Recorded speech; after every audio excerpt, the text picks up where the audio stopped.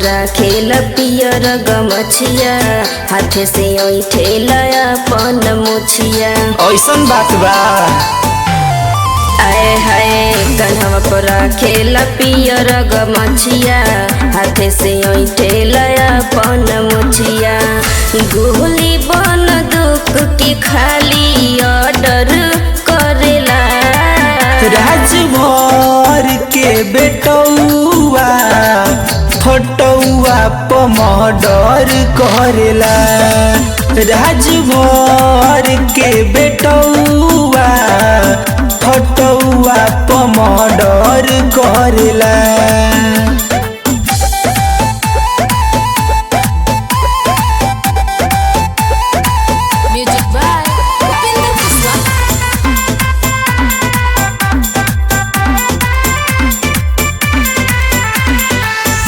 रुपिया पैसा के लाग जाई था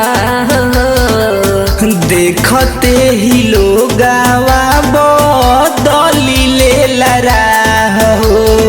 बुझाइल रे बगली रुपिया पैसा के लाग जाई था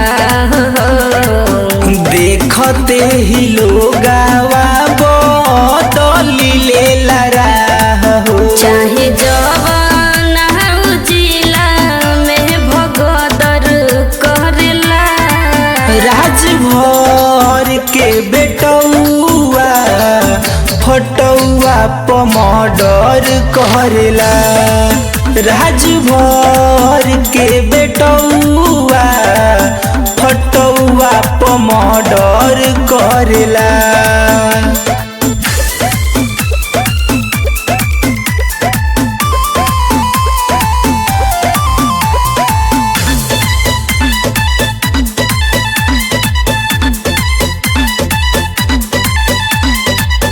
रोजे कारनामा कर छपे अखबार में करे नीना माफ हम दोस्तिया प्यार में। याद रखिए रोज कारनामा कर छपे अखबार में करे नीना माफ हम दोस्तिया प्यार में। कृष्ण सूरज संगे भगदर करेला राजभर के बेटौआ फटौआ प मर्डर करेला।